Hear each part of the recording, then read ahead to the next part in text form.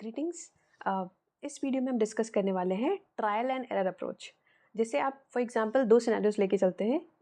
पहला एक कि आप किसी काम को अटेम्प्ट कर रहे हो।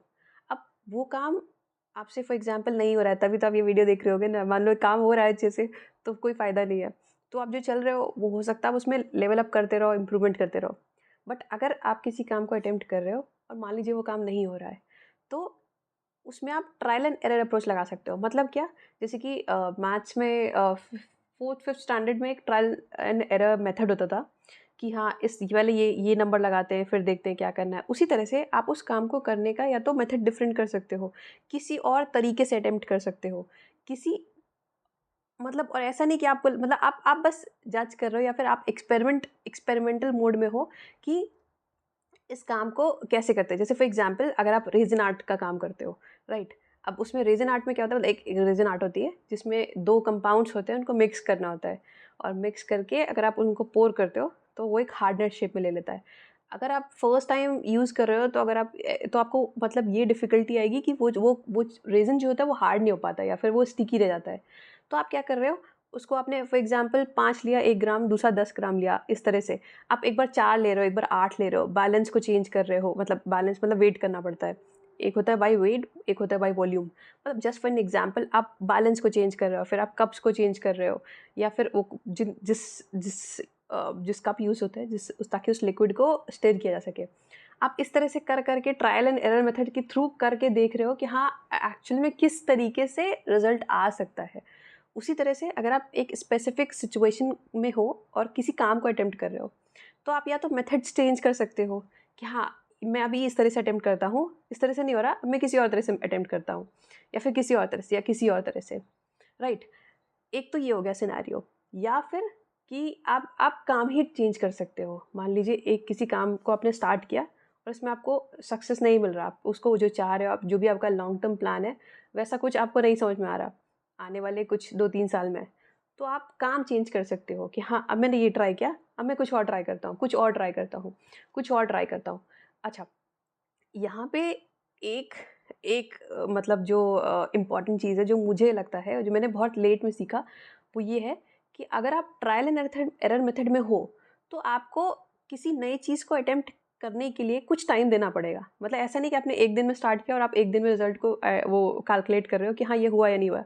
ये मेरा पर्सनल नॉलेज नहीं है, मैंने कहीं और से सीखा है। एटलीस्ट 3 महीने देने चाहिए किसी नए काम को आप अटेम्प्ट कर रहे हो, उसका रिज़ल्ट निकालने के लिए कि हाँ, ये सक्सेस हुआ है या फेलियर हुआ है। इस तरह से आप एक तरह से एक एक्सपेरिमेंटल मोड में हो या फिर मतलब जैसे कहते हैं ना साइंटिस्ट ऐसे काम करते हैं, वैसे आप उस मोड में हो कि हाँ, आप खुद से डिज़ाइन कर रहे हो या आप खुद से एक्सपेरिमेंट कर रहे हो। अब इसका बेनिफिट ये होता है, एक तो आपको मज़ा आ रहा होता है क्योंकि हर मतलब आपके पास होता है कुछ नया करने को।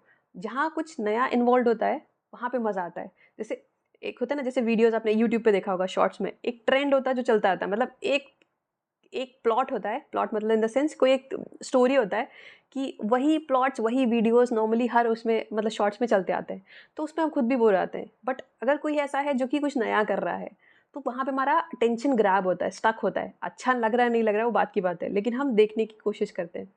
तो अगर आप इस एक्सपेरिमेंटल मोड में हो, तो आपको खुद भी मज़ा आ रहा है कि क्योंकि आप एक्चुअल में एक सीईओ की तरह काम कर रहे हो, अपनी लाइफ़ के या अपने काम के। आप डिसाइड कर रहे हो कि इसको किस तरह से करना है, क्या किस हिसाब से क्या चीज़ें होंगी। तो उसमें आपको मज़ा आ रहा होता है क्योंकि पावर्स आपके मतलब सबकॉन्शियसली पावर्स आपके हाथ में होता है और मतलब पावर सबको पसंद होता है। एटलीस्ट अपनी लाइफ़ का कंट्रोल तो सबको पसंद होता है ना। उस केस में आपके हाथ में कंट्रोल है कि आपको क्या करना है, क्या नहीं करना है या किस हिसाब से करना है, ये चेंज करना है, वो चेंज करना है। प्लस एक स्पार्क बना रहता है कि आप चीज़ों को चेंज कर सकते हो। आप मतलब कहते हैं ना, एक बहती हुई नदी की तरह हो। आप रुके हुए नहीं हो कि हाँ, जो 10 साल पहले था, आप वही कुछ रिपीट कर रहे हो, ऐसा नहीं है।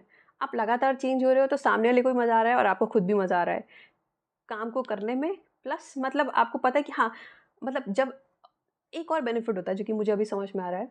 जब आप अगर आप ऐसे करके कुछ कर रहे हो और एक टाइम बाद अगर आप पीछे 5 साल या 10 साल में देखते हो कि तो आप देखोगे आपने कितना लंबा रास्ता चल के आ गए हो आप।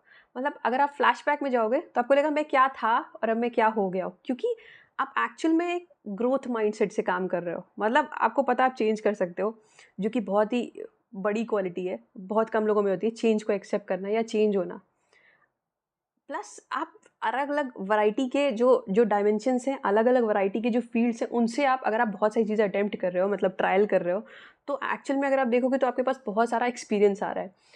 आप उस एक्सपीरियंस को यूज़ करके कल्मिनेट करके एंड में कुछ ऐसा खतरनाक सा बना सकते हो, या कुछ मतलब परम्यूटेशन कॉम्बिनेशन से कुछ एंड रिज़ल्ट बहुत ही खतरनाक सा बना सकते हो।